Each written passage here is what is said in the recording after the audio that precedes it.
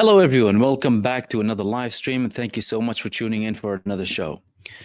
Israel resumed its war in Gaza, and they officially declared that the ceasefire ended with their strikes in the dawn time, targeting over 1,000 Palestinian civilians. Over 420 people were killed, most of them women and children. In tonight's video, we're going to try and understand why is Israel doing this, what's the United States position, what are the responses coming, and where things are headed to based on the actions and the statements that are coming from Israel. So we need to understand a couple of things. Benjamin Netanyahu is going through a crisis inside of Israel. Many people were opposing this genocide since it's began, and Benjamin Netanyahu has been facing increasing criticism to continue with phase 2 in relation to the ceasefire.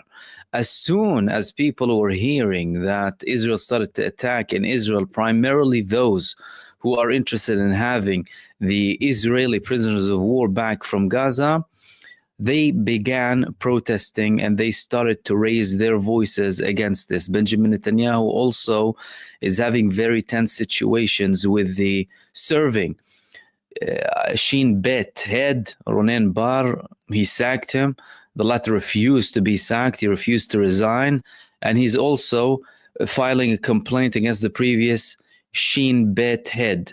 Netanyahu is also avoiding Israeli courts with his genocide now inside of the Gaza Strip, and he is keeping things open for interpretation in relation to the continuation of the actual war, where things would go, and he's not stating anything clear with the ceasefire. Benjamin Netanyahu, he made everyone used to his actions by now, and he is mainly doing this now to start and applying more pressure on the Palestinian resistance to extract positions from them in relation to Gaza. Benjamin Netanyahu and Israel as a state, they always used the blood of innocent Palestinian babies and infants as leverage. As a matter of fact, there were people in Israel celebrating the scenes of dismembered infants today in Gaza. You're talking about absolute sickness and psychopathy coming from these people. And Netanyahu is thinking that now, with the backing of Donald Trump, the main terror backing United States administration, he can get away with it and Hamas would somehow submit.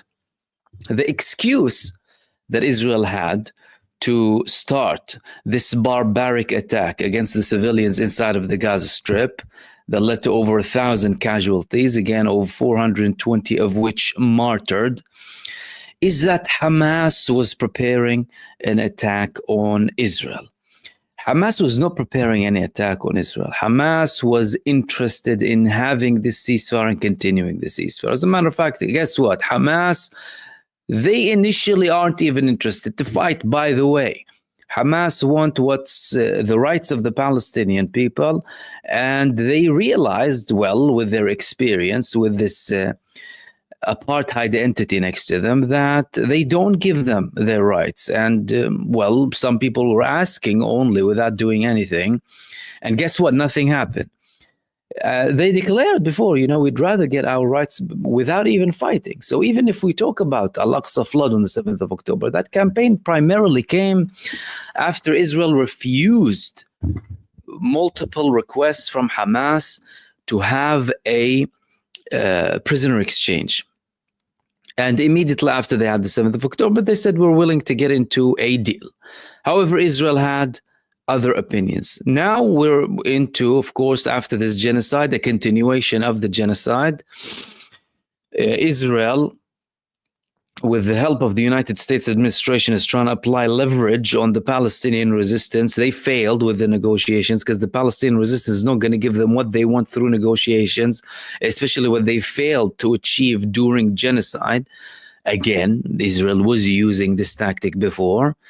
Now they think that with this further genocide, expanding the genocide, they can somehow get something. Well, guess what? It ain't going to happen. The people of Gaza, you talk about hell and you threaten them with hell. You know, Donald Trump threatens people with hell. The only thing hell is waiting for is your ugly face, is your ugly orange face, and Benjamin Netanyahu's genocide. What are you talking about? Hell, that's reserved for people like you to roast, right? Talking about hell. Plus, the people of Gaza, well, they've been burnt alive. What else are you threatening them with exactly? And again, the night, families wiped off the map. I'm telling you, abhorrent scenes, and the responses that we're getting. I mean, okay, Europe. I mean, some countries in Europe started to condemn, like France, the UK. You know, shy responses. You know, calling for de-escalation. Arab positions, shameful positions. Again, condemning some of them, not all of them even. Condemning. It's like you're not in a role to condemn.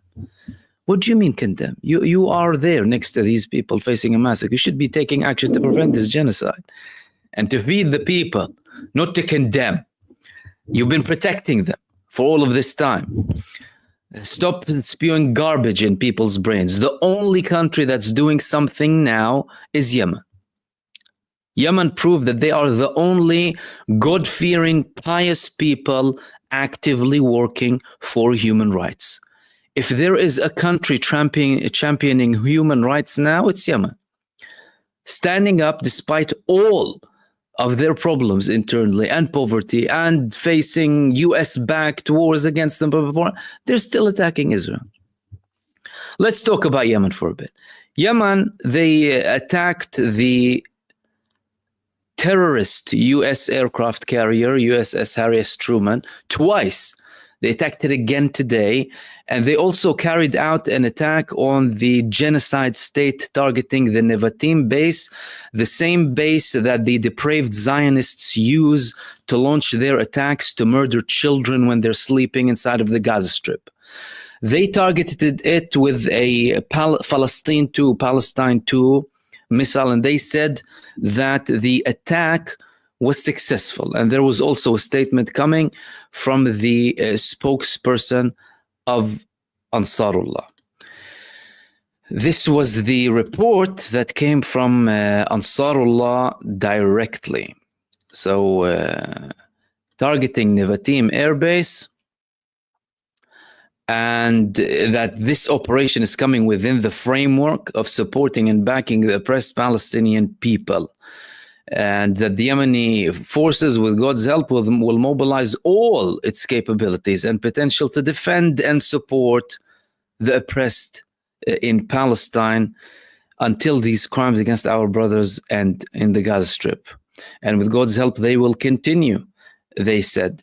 They published a couple of videos too about their attacks, of course, and the statement that came from صادر عن القوات المسلحة اليمنية بسم الله الرحمن الرحيم.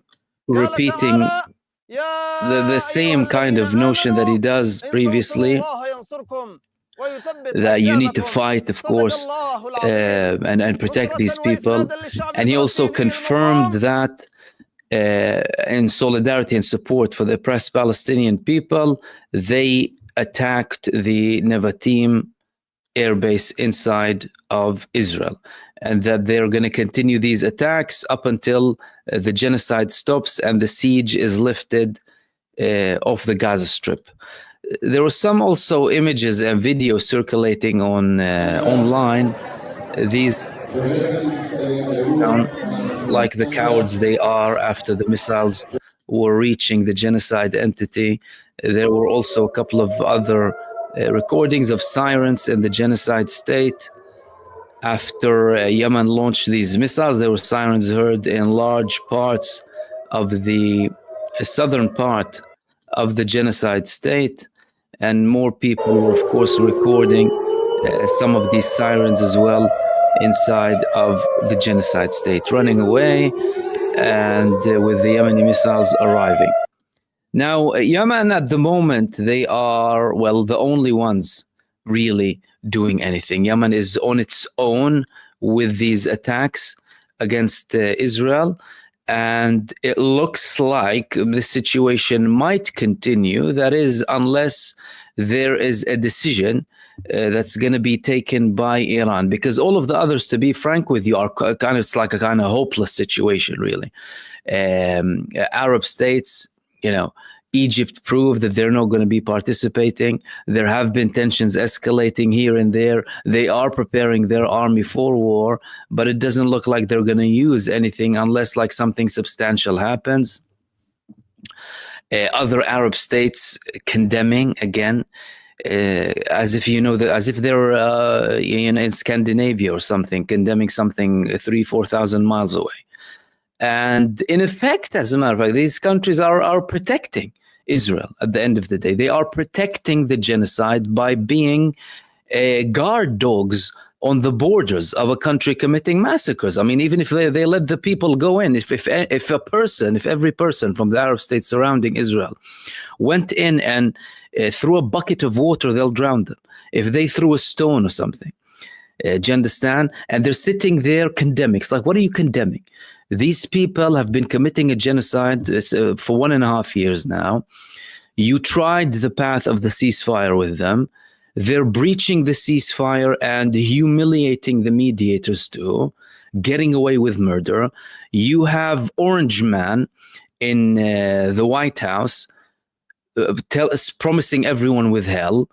And you have a country attacking 4 or 5 countries simultaneously. 24/7, Gaza, West Bank, Lebanon, Syria, and Yemen. They're constantly under attack. Despite the fact that things are quiet, I mean, against them, both in Lebanon and in Syria. And it doesn't look like there's anything happening on the Lebanese front, by the way, because Hezbollah also published a statement today, and they didn't even hint that any action is going to be taken from Lebanon. The only thing that they've done is, again, oppose this aggression coming from Israel, based on the ceasefire agreement, based on whatever it is. This is the actual position that's coming from them, which is a shift from what they did before. They published this statement condemning in the strongest term the Zionist enemy's resumption of its war of extermination against the people in Gaza, targeting children, women, defenseless while they sleep. And the decision of the terrorist Netanyahu, they said, government to overthrow the ceasefire and resume igniting the war in full partnership with the U.S. administration amid shameful international silence, confirms that his rogue entity and the U.S. administration do not respect any pledges or agreements, and that they are two sides to the same coin. It also exposes the truth, according to them, about the U.S. administration and its ongoing efforts to destabilize the region through aggression against Palestine, Lebanon, Syria, and Yemen, with its absolute support for the Zionist military tool and its efforts to impose new policies and facts by force of fire. This was primarily what Hezbollah stated, their statement. They ended the Zionist enemy, which failed to break the will of the resistance throughout 15 months of brutal war, will not succeed in achieving what it failed to achieve through this new renewed aggression, namely erasing the just Palestinian cause or displacing the people outside their land. Palestine will remain the central issue of the nation, and Gaza will remain the symbol of pride and steadfastness, and the people will remain model for all peoples of the world in their struggles for rights and sanctities. That was the statement coming from Hezbollah, blaming again Israel, of course, and the United States, destabilizing everything in the region, targeting Gaza, Lebanon, Syria, and Yemen, without any indication that they're going to be participating. Now, what we need to understand is, of course, this is a statement, and if we don't have a statement saying that they will, neither them or anyone else, that doesn't mean that nothing is going to happen. That does not mean nothing is going to happen, even with countries that, traditionally don't do anything. Okay. However, what we need to understand that there are countries with more likelihood of participating, and so long as there is one front open, we need to understand that there is a prospect of more fronts being open. When the Palestinian resistance launched the Al-Aqsa flood, they did not consult other fronts, but they ended up participating. Now Yemen is there. We're still in the early days. They're still attacking, and they're doing some damage, forcing the U.S. aircraft carrier to go up north of the Red Sea, 1,300 kilometers. And after the attack that they had yesterday, they actually attacked them again. So apart from the attack that they had on Israel, they also had an attack on the USS Harry S. Truman. They had this confirmation here saying that for the third time, the armed forces targeted the Truman aircraft carrier, an American destroyer, not just the aircraft carrier, clearly accompanying the destroyer, following their attack on March the 15th. This time, they said they had successfully targeted the aircraft carrier USS Harry S. Truman in the northern Red Sea, confirming that they actually fled to the North Sea. With 2 cruise missiles and 2 drones.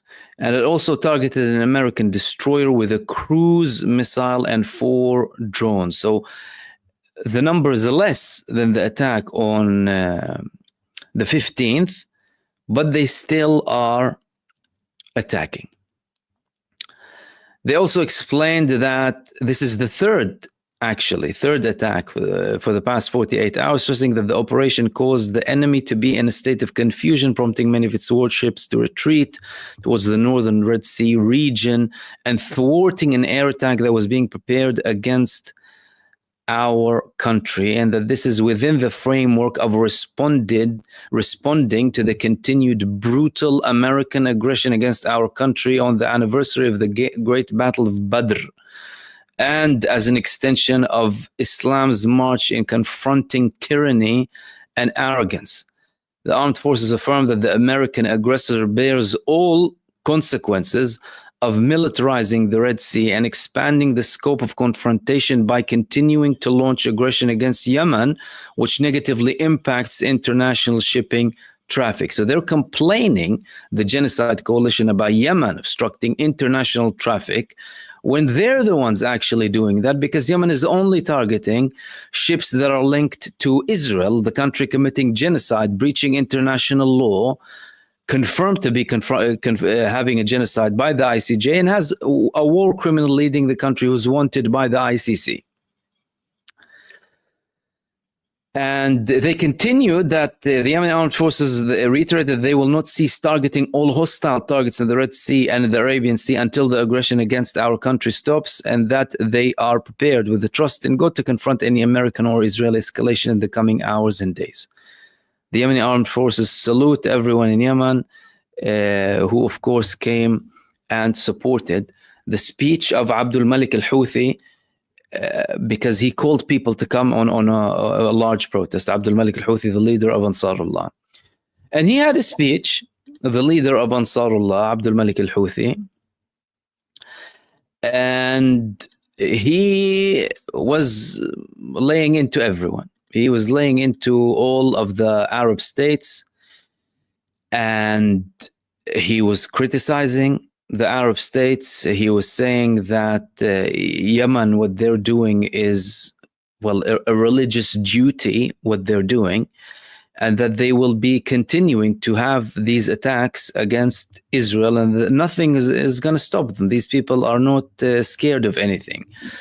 Now, following that criticism, he did say that, well, the Arab states at least had a unified position in rejecting the displacement plan of Donald Trump. But that's not enough. That's not enough. You can't say that, okay, well, we're just rejecting a plan and that's it. No.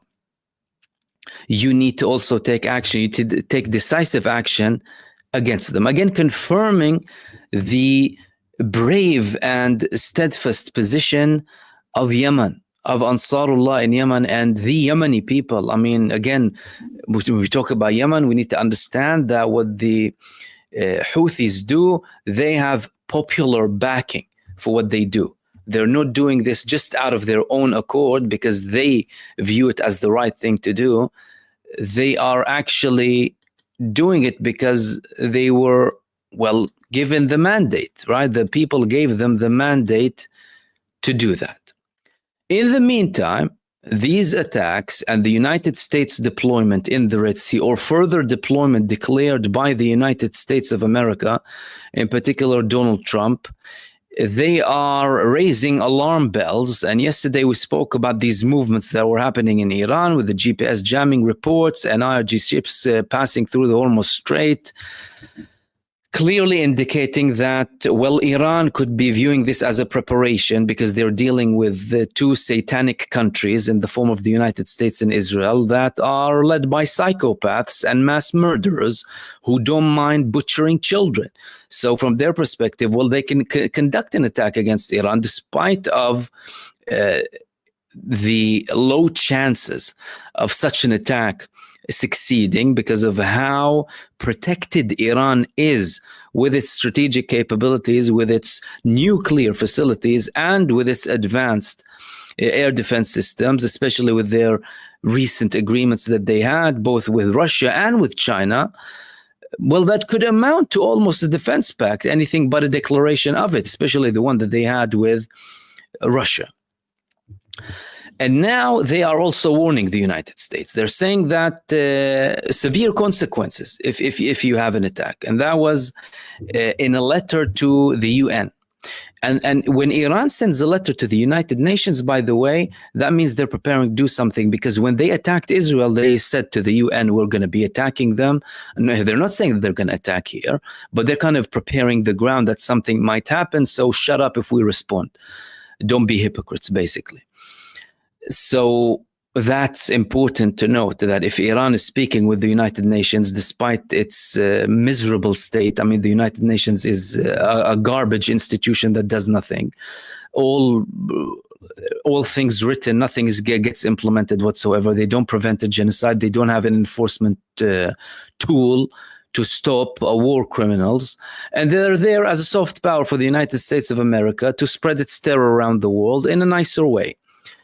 Despite that, this is the organization that everyone is in at the moment, and Iran is, interested in showing the world, well, we are, of course, abiding here by international law. If they attack, they will refer to international law, although their enemies don't do that. When the United States and Israel and the genocide coalition and other countries attack, especially when they're allied with the United States, they don't bother saying anything or legitimizing or justifying anything to the United Nations, by the way. And it's clear why they use the United Nations. They use the United Nations as a soft tool against weaker countries. Like this official who spoke with Karim Khan, he told them the ICC is for Africa and Putin. It's not for, us. It's not for the West. It's not for the enlightened ones. But Iran is still doing that. And they sent a letter to the United Nations after Donald Trump's statements against Iran. He said Iran will be held responsible for every bullet being fired by the Houthis. How dare you? It's like, what can you hold other countries responsible based on who they support? That means you are the biggest terrorist on earth. I mean, we know that for a fact, but really and truly, this is what they're doing with Israel. Okay. He says, Excellency, upon instruction from my government, further to the dated 11 February, I wish to express my deep concern and unequivocal condemnation of the recent belligerent statements made by senior officials of the United States administration, including the President of the United States, while they were attempting to desperately and unlawfully justify the U.S. aggressions and war crimes against Yemen, leveling baseless accusations against the Islamic Republic of Iran, openly threatening the use of force against Iran. Such inflammatory rhetoric constitutes a blatant violation of fundamental principles of international law and of the United Nations Charter, particularly Article 2.4, which prohibits threats or use of force against sovereign states. In light of these grave violations, the Islamic Republic of Iran firmly rejects and condemns these reckless and provocative statements. Iran calls for the Security Council to take a clear and principled stance in denouncing such inflammatory statements and to call that the United States comply with its obligations under the UN Charter. As we have repeatedly emphasized, the normalization of threats of force sets a dangerous precedent and poses serious risks to international peace and security. The Security Council must not remain silent in the face of such blatant provocations. While they're committed, they continue to international peace and security. The Islamic Republic of Iran will resolutely defend its sovereignty, territorial integrity, and national interests under international law against any hostile action. The Islamic Republic of Iran warns that any act of aggression will have severe consequences for which the US will bear full responsibility. This was the main bit. And the reason that I shared that with you is to clarify the Iranian approach before they conduct an attack. By the way, they've done that before they attacked or after they started to attack at one point Israel. Clarifying that they do establish their positions on international law. It's not as if they attack on their own accord. They attack based on international law, and they are not interested in destabilization. Moving back to the genocide state and the comments that are coming after Netanyahu's attack inside of Gaza. Of course, the bloodthirsty, depraved, they're happy again. Reports that Ben Gvir went back to the government now. They love to see the misery of people. They love to see children being butchered. Sick nation, depraved nation, made out of bloodlust and terror. So that's, of course, not surprising. However, there are some people who are not really interested in this escalation. And some of these people are the families of the prisoners of war inside of the Gaza Strip. One of them was, let me tell you who it was. It was the father of Nimrod Cohen. His name is Nimrod Cohen. He had a statement criticizing Benjamin Netanyahu. He said that Netanyahu is working to eliminate. Netanyahu is working to eliminate and murder the kidnapped for the sake of his throne. That's from Yehuda Cohen, the father of the kidnapped soldier, Nimrod Cohen, before any ignorant imbecile starts to say hostages again. He commented on the return of fighting in the Gaza Strip and said that Netanyahu is once again working to eliminate and murder the kidnapped, including my son. Netanyahu is working to murder my son. Who's saying that? The father of a prisoner of war, a soldier prisoner of war held by the Palestinian resistance, saying what? Netanyahu is working to murder my son. Why is that not being plastered on the garbage mainstream media? I have no clue, but that's why we have a duty here to publish it. For the sake of his throne. And he's building another layer to protect his survival. Netanyahu ordered the IDF not to withdraw from the Philadelphia Axis and did not give a mandate to the negotiating team to move to the second phase in parallel with the dismissal of the head of the Shin Bet and the legislative blitz against the judicial system. This notion that's coming from him is represented heavily by the hub, the base, or the movement of the families of the prisoners of war inside of Israel, who are taking the streets, protesting, and blaming Netanyahu with the same thing that this man has been blaming Netanyahu with. He's doing all of this for his own sake, and that, well, they will continue. They will continue protesting up until the Benjamin Netanyahu government, they actually stop. However, Benjamin Netanyahu is not interested in stopping. Benjamin Netanyahu is continuing. The big questions are, of course, well, where are we going? Where are we going? What are Hamas going to do? Are Hamas going to stick to the ceasefire? Are they going to break the ceasefire? Are they going to start attacking Israel? What are they going to do exactly? Well, there were multiple statements coming from Hamas. Sami Abu Zuhri, one of their senior figures, said that what's happening now is an attempt to impose a ceasefire with the mass murder of our people. However, what hasn't been achieved in talks will not be achieved in massacres. And they previously used to say, what hasn't been achieved in genocide will not be achieved in negotiations. And now things are going back to, well, you thought you can get away with, or you'd get what you want if you start massacring people. That is not going to happen. And the other things that they clarified too are very important as well, such as, well, the Witkoff proposal that Witkoff and the US administration spoke about, and Israel, it did not even mention going into phase 2. It did not even mention ending the war and Israel withdrawing from the Gaza Strip. So basically, the United States administration and Israel, they wanted Hamas and the Palestinian resistance to just release people without any return. And Hamas told them, like, that isn't going to happen. We are willing to engage. As a matter of fact, they said, we accept the proposal of Witkoff, but on these conditions. They said, we will release an American Israeli, 4 bodies of dual nationals, but that needs to be a path to phase 2. That can't be something that is absolutely detached from phase 2. And the United States and other countries too, they're ignoring the fact that nothing is going into Gaza, and now Israel threatening to cut water even off the northern part of Gaza. I mean, they're not getting any aid in, and Israel targeted every living thing inside of Gaza.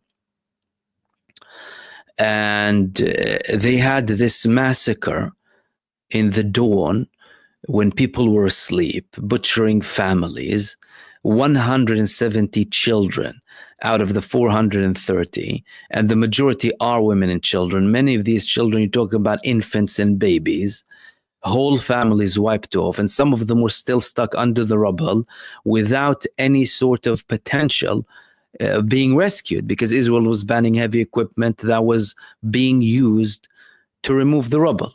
The other thing that Hamas told them is, well, number one, there was a report that 1 Israeli prisoner of war was killed today. Then you're putting everyone at risk. You are putting everyone inside of the Gaza Strip at risk, all of your prisoners. And that's why that father of the Israeli prisoner of war soldier inside of the Gaza Strip said he's basically giving him the death sentence. Where are things going to go? Which is the very interesting question. Of course, no one is a prophet here or can see the future or anything of such. But, I mean, we can try and judge by previous actions and contextualize what happened so far to try and establish an understanding to different potential outcomes and scenarios moving forward. The first one is, well, the first straightforward answer, by the way, is, well, Israel did that before. They committed a genocide to extract positions. They dragged the war for over a year, the genocide in Gaza, and they did not succeed in enforcing a gutted ceasefire on Hamas, and they ended up agreeing to a ceasefire that would lead eventually to phase 3, and now they're breaching it.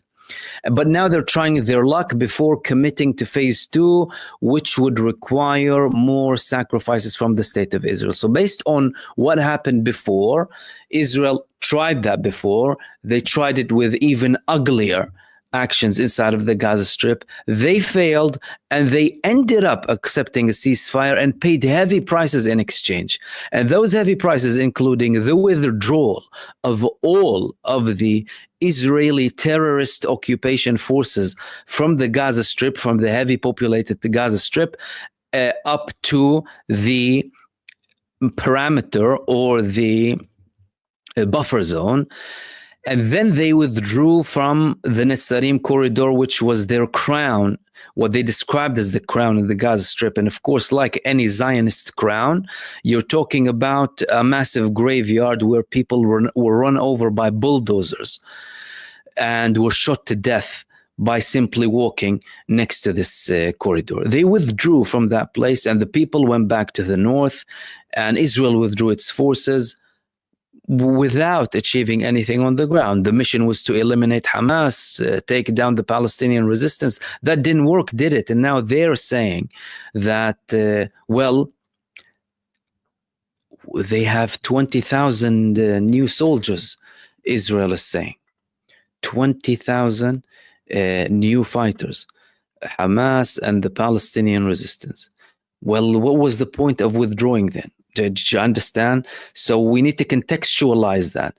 So Israel did that before, and they conceded, and they did do a U-turn, but they try and commit these atrocities, these barbaric actions against civilians inside of the Gaza Strip for certain positions, and of course for their bloodlust as well, bloodthirsty. They love to see misery and death of innocent Palestinians, which is why Ben Gvir is now returning to the government. You know what I mean?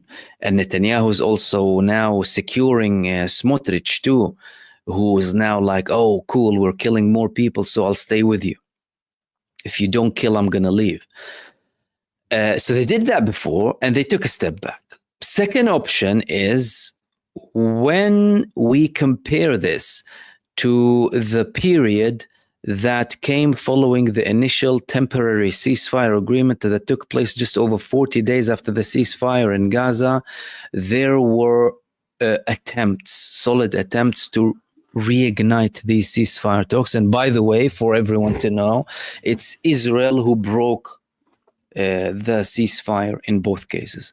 It was Yoav Gallant signing the ending of the ceasefire when he was there, and it was Israel Katz who actually declared the resumption of the war and ending the ceasefire. It was Israel outright declaring it. So that period, there were 2 to 3 months of attempts from, well, countries across the world and the mediators, of course, to continue to reignite. But Hamas made the decision from that time that we're never going to get into another temporary ceasefire, because they did not want to put the Palestinian people in that, sensitive position. That's why things were delayed. At that time, the reason that I'm talking about that is to let you understand what the second outcome could be. There started to be a vibe of helplessness, lack of certainty, and the feeling that it's only escalating from here. And indeed it was. It was only escalating from there. It started to escalate with Yemen. Iran gave them a blow in April. It reached an all-out war with Hezbollah later on during that year. Iran had a true promise too as well. And then we started to have ceasefires. For those who were fighting Israel, they also wanted a ceasefire. It wasn't just Israel. What they didn't probably calculate that much is probably how weak Israel was at the time, and if they continued and potentially sacrificed, but continued, we could have been in a different situation now. However, of course, you're talking about multiple fronts, each country with its own interests, changes happening, and the priorities internally, externally, internal pressure, not everyone agreeing on, caring even about Palestine, right? Because not all of these countries have the same mandate that Yemen has, for example. So that's why. But what happened then is, well, things looked like they were only escalating. And they were indeed escalating. We could see that now.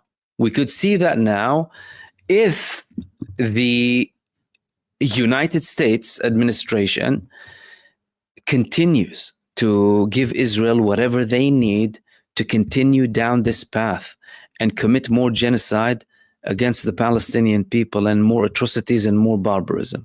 It could reach a stage where, well, the United States, they're outright blaming Iran They are threatening Iran, and they are saying that they are responsible for what Yemen's doing. These are warmongering statements. These are not just statements, you know what I mean? And of course, Trump, they did make statements, and he did a U-turn, and he trash talks a lot too. But no one should undermine statements that relate to war, because he's saying Iran is responsible. So what do you mean by that? You mean that you are targeting us. You mean that Iran is hitting the US aircraft carrier. You mean that Iran is attacking Israel. You mean that Iran is attacking your destroyers and fighter jets. This is what you mean. Therefore, trying to legitimize another barbaric American war in the region. After Afghanistan, after Iraq, and after their garbage false flag operation, and that led to their global terrorism. 9/11 and post the 9/11 era. And they're trying to do that now. The problem is now, well, things, it's not that easy to manipulate people, is it? It isn't that easy to manipulate people, and you can't really get away with covering up and whitewashing a supremacist, racist entity committing genocide. It's a little bit difficult, isn't it? Especially when the victims are live streaming it. Very difficult. So, well, he will not have that much support, although he didn't have that much support, by the way, going to Iraq, for example. The Americans and the British, even at the time, everyone was protesting against the war. And we later found out that it was all based on facade. And now it's blatantly to go and support a genocidal entity. He's warmongering against Iran. And that's serious. And it could lead Iran to take action. It could lead Iran to take preemptive action as well, by the way. And the other countries that are quiet, well, we know that there are preparations from some of them. And who knows if the fire will reach them eventually. Because if they're going to let them go ahead with a war against Iran, then that's it. As in, if Iran is seriously attacked with a massive attack, that it's done. All of the United States bases in the region are in flames. Israel will be roasted too. And some countries they'll be put in a really tough position. So very, very tense days. And unfortunately, the Palestinian people are still suffering from all of this. Today, Israel, even after the initial attack, they had another attack. They took down, they killed the whole family. A man, woman, and their 2 daughters near Rafah. What were they doing exactly? And again, I spoke before about Israel and the excuses that they were targeting Hamas, and Hamas were preparing. Well, garbage. They killed about 5 senior figures in the civilian side of the authorities inside of the Gaza Strip, people who are dealing with like the police force, things to do with the aid, civilian stuff. That's it. The only figure that was confirmed to be killed from the resistance was the spokesperson of the PIJ, the Palestinian Islamic Jihad, Abu Hamza. And that's him. That's Abu Hamza. He was martyred in an attack with his wife, with his brother-in-law, with his wife and children and everyone, of course. That's Israel's excuse. If you want to target one, kill all of their family and all of the children too. And again, this man is the spokesperson.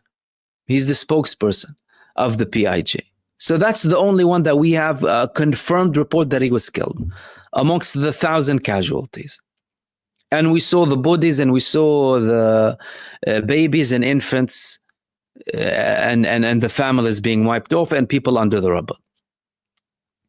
So therefore, that excuse is only an excuse. Israel always had these excuses to actually kill people. But it's a double-edged sword. There are 2 ways things can go. Either this can be taken down, or it can be escalating. And I'm seeing that, that's my personal opinion, that we're seeing an escalation from now, because long gone are the days of the peacemaker, Orange Face, and his administration. Now they're outright threatening Iran and promising everyone to die inside of the Gaza Strip. So much for the imbeciles who voted for him when he was promising them peace in the Middle East or West Asia. Clearly, they are escalating now. And what are they going to say after this exactly? Oh, no, we decided to go back to a ceasefire. Okay, it could happen, but so far we're seeing an escalation. And that escalation is probably going to continue. It's probably going to continue, especially with the intensity of U.S. attacks and level of their attacks against Yemen. By the way, the Biden administration wasn't carrying out that many attacks against Yemen. Long gone are the days of Trump, who criticizes external wars, you know. And the man is such a hypocrite. He had interviews before where he said we have killers as well. You know, the interviewer was telling him, oh, Putin is a killer. He said, we have killers too. It's like, you're one of them, you hypocrite. Either some nice hefty Epstein files came to light, some pedophilia files of blackmailing. So the Zionist lobby activated that card, the Israeli Mossad. They told him, oh, look, you know, do you want that or not?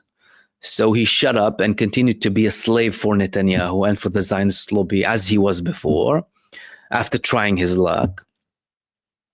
And there's no going back from that. Well, if that card was pushed, then now you're going to have to abide by everything your senior, Benjamin Netanyahu, your president, orders you. Right? That's what's going to happen. And that could lead things to escalate and explode. And that's what I want to share with you guys. Thank you so much for tuning in, everyone, for another show. We have a very limited time to take a couple of questions. So I will try and take a couple of questions from you. And again, thank you so much, everyone, for tuning in. Michael McIntyre, thank you so much for your super.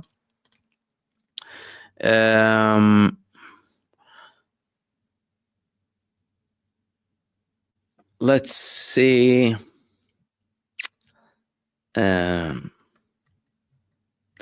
What we have.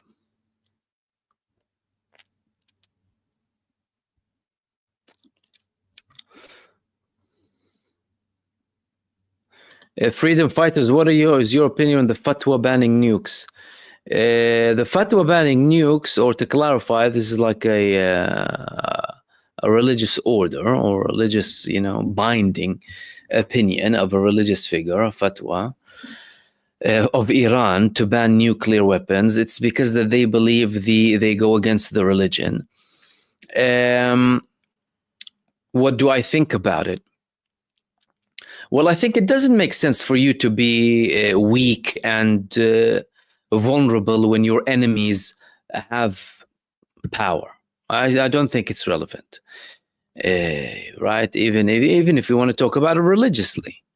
Religiously, you're ordered to prepare with whatever force you can. That doesn't mean you want to wipe off people off the earth or whatever, but your enemies are using that as leverage against you. And you're there vulnerable. So I'm not sure if I agree with it. And guess what? The people who actually issued that fatwa, I'm not sure if they agree with it as well, because there were calls inside of Iran to review that order. Now, I think, well, globally, there should be a universal approach to ban arms. The ideal situation would be where, well, you take down this whole military industry and start dealing with things diplomatically between nations. I mean, as human beings, you have the capacity to do that. But, you know, some people would call that utopic, although it's possible. So it's possible to end violent conflicts and just negotiate. But so long as there are people profiteering from all of this and, you know, base their whole existence on mass murder, like the United States of America. Well, other countries have to defend themselves, right? And if the United States has over 6,000 nuclear warheads, what's the point of any other country not having as many nuclear warheads as they want, just as an intimidation? And then when we, or if we ever, reach a stage where, countries decide to stop all wars, and be neutral, then we can start taking down, getting rid of all of these arms. And by the way, the United States is the main problem. Unilaterally withdrawing from treaty to do with ballistic missiles too, leading to another nuclear arms race. They agreed with Russia before to take it down, right? Then they retract unilaterally when they decide that's it. And of course, there's a lot of money behind it. And even when you talk about the nuclear project of Iran, but I find it really hypocritical. Anyone criticizing Iran for, even if they want to have any sort of nuclear weapons, because, well, everyone who's criticizing them, they are obtaining nuclear weapons, right? They have nuclear weapons.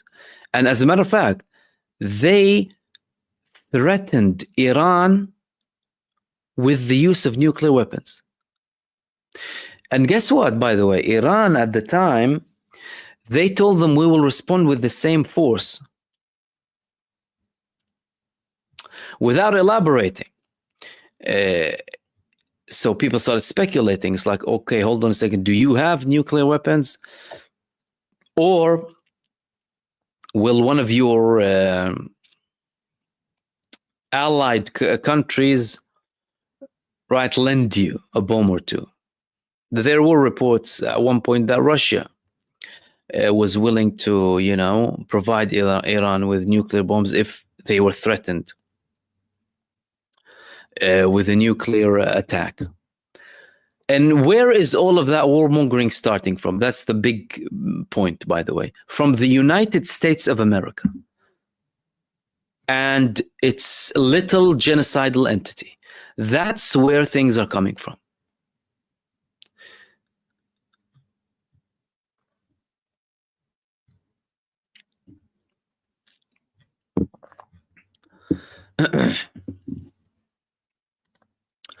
Bimati Mahmoud, where is Egypt? I don't even didn't even have a decency to say a word. Oh no, they did say a word. I mean, in terms of a word, they seriously condemned the aggression. Likewise with Saudi Arabia, Qatar, Gulf states, a couple of other countries too. They did condemn. It's not that they haven't condemned, but that's it, condemned, as if they are like a remote country in Hawaii or something, condemning something behind the oceans. Gaza is your border. Then people are starving to death and being slaughtered there. Imagine if Yemen was on the Gaza borders. Imagine what would have happened. So they're there, like, but again, this is with the traditional position, of Egypt, prepare. In terms of preparation for war, there is no denying. Evidence on the ground supports that. In terms of actually doing something, not up until that's it. They're going to be attacked, and they are, someone's planning to take them down. So they had statements. Other countries had statements too. But statements don't do anything. Statements don't stop genocide. Statements don't feed people. And statements also don't give people water. They don't do any of that, unfortunately. And 455 and also Freedom, thank you so much. You said nukes deter. If you don't believe, look at North Korea, Pakistan, Russia, the US, and all the countries that have them. Yeah, of course they deter. So therefore, anyone who has the audacity to open his mouth against Iran or any other Arab or Muslim country wanting nuclear weapons should shut up and look at their own country If you have nukes, then shut up. You're not entitled to speak. I mean, I'm surprised that some people even entertain that idea, that, you know, they can go ahead and criticize Iran for their peaceful nuclear program, by the way. They describe it. So, yeah, it's there for the intimidation at the end of the day, and not necessarily going to be used, right? Because if it is going to be used, then we can all end. All right, let's go see if we have anything else.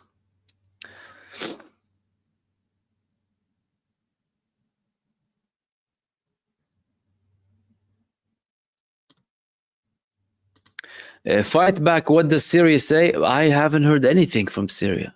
Silence. I haven't heard anything based on them. I mean, unless I missed something, right? But they are not, haven't said anything. Gullyburg, US is now attacking Sada province in Yemen. Yeah, they're continuing their attacks. Clearly, the United States is planning to escalate things further, I'm telling you, and things could get out of control. And if they do get out of control, I would not be surprised if Iran participates at the end of the day.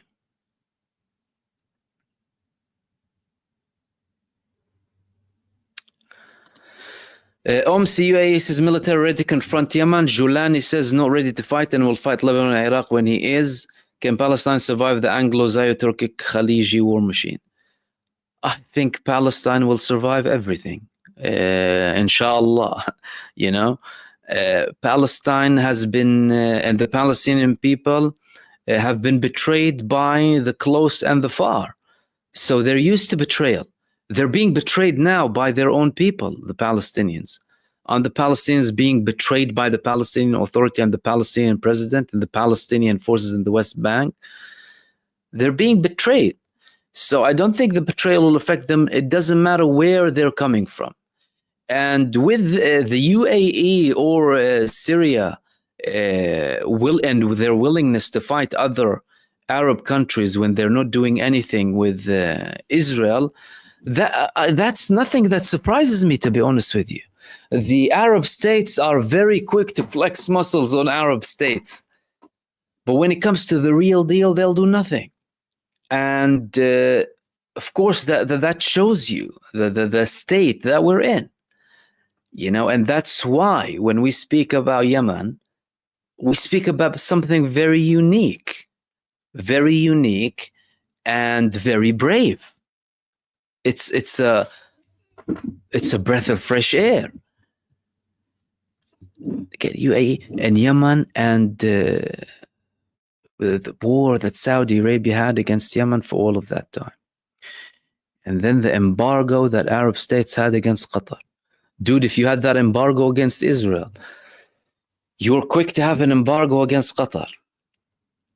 I mean, thankfully, the situation got resolved between Lebanon and Syria yesterday, right? And I wouldn't be surprised if there were dirty hands with that too, because Israel is working really hard to steer like big problems between the countries.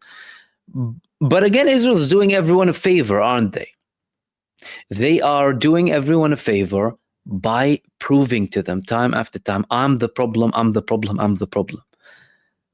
Do not get distracted. I am the problem. It's like you have to be really thick not to understand that they are the problem.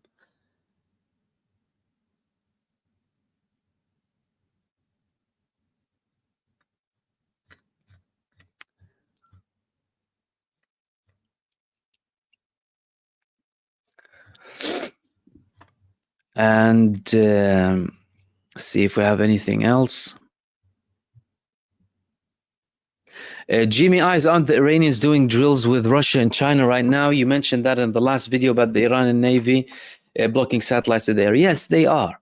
They are, and that proves that, well, they are preparing for something.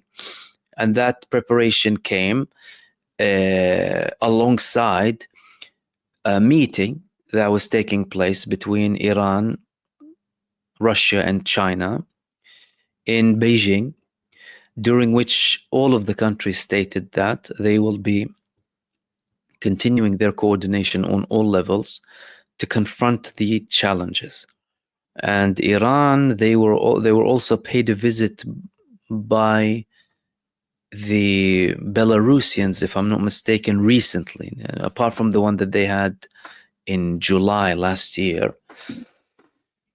Clearly preparation. And because Iran and Russia and China, they know that they are targets for the United States. And I don't think that they are, disillusioned or fooled by any shift, even if it's very remote or very small, from Donald Trump and his administration. They're not stupid. So they realize, and that's why they have these drills. As a matter of fact, there's more coordination even between Iran and Saudi Arabia, by the way. We spoke about that was about 5-6 months ago, after China brokered a deal between them, between both of them, with the mediation of Oman in 2023. So they realize that there's a threat and they have to coordinate together. And that coordination, by the way, it grew with the years. It wasn't there before. Actually, Russia was taking a position closer to the US against Iran, by the way. But, as time went by, they saw what the US administration is about. They realized that no. And with the further expansion of the NATO towards the east,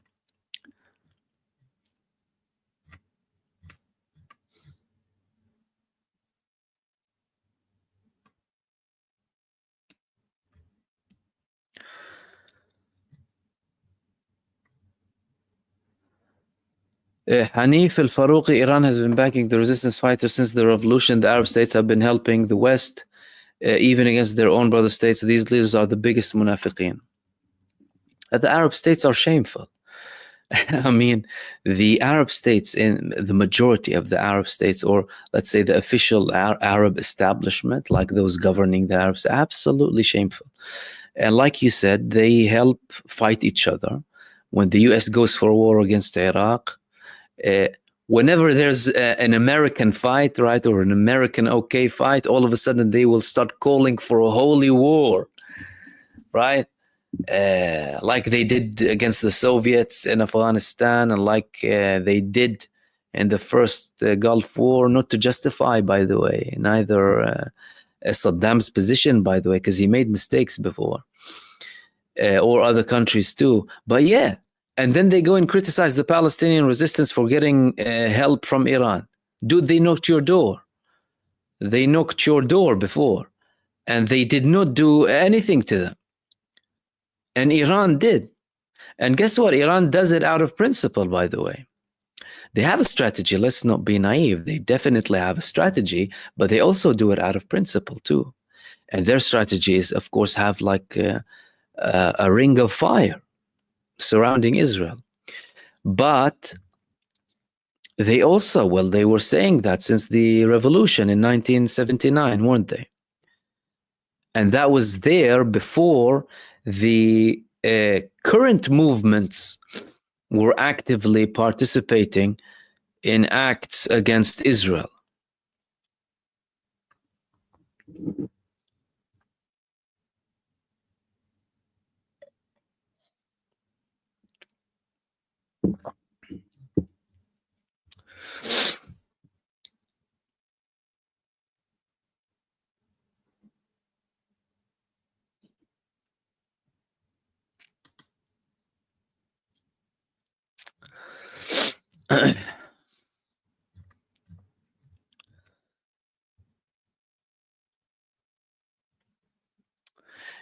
Tor,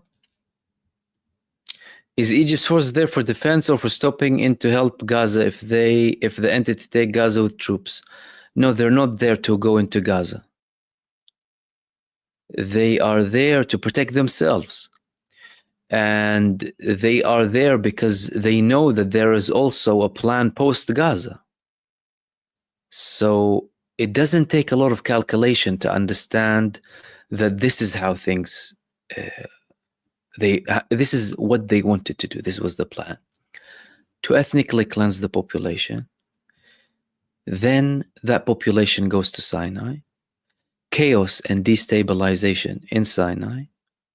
More actions against Israel from Sinai. Israel using that as a pretext to attack Egypt as a whole.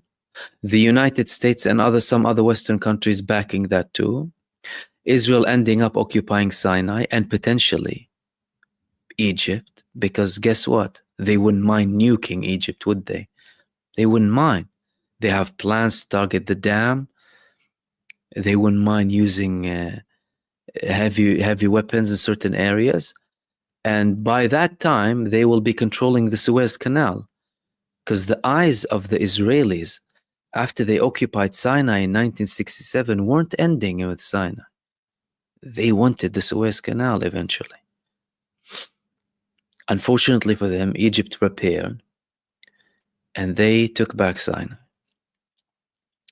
But Sinai for them was very important. And that's why Egypt knows this plan. So they're not there to participate and help Gaza. Let no one be deluded about that. And even when I spoke about the Egypt's preparation, it was never in that sense. It was in the sense of if they are directly attacked, then they would be doing something. Although they have the excuse, by the way, to take a preemptive strike. Because, well, the Israeli actions are inevitably leading towards an escalation with them. And they understand that. And that's why they've been always preparing only or primarily against Egypt, the Egyptian army. Ibn Lahad, as a Palestinian, how do you feel about the UAE people? I don't have a problem with anyone, my friend. And there's a difference between the governments and the people, by the way. So the UAE, if you, for example, disagree with the government, people are like people everywhere. What do I agree with every Palestinian, right? Or no, you don't. You know, how many of us agree with every member of their own family even? But no problem whatsoever. I mean, in generally speaking. And when we speak about the countries, by the way, sometimes you are actually criticizing a political move being taken by an authority that isn't even always representing the population. So, yeah. And we'll wrap it up there, guys. Thank you so much for tuning in for another live stream, everyone. We'll hopefully be with you again tomorrow, either a video or a live stream. Thank you so much for everyone who participated in the chat. Of course, sorry if I haven't reached all of the comments. Freedom455, Michael, thank you for your supers as well. In the meantime, everyone, stay blessed, take care, and I will see you soon in the next video. Peace, everyone. Salam.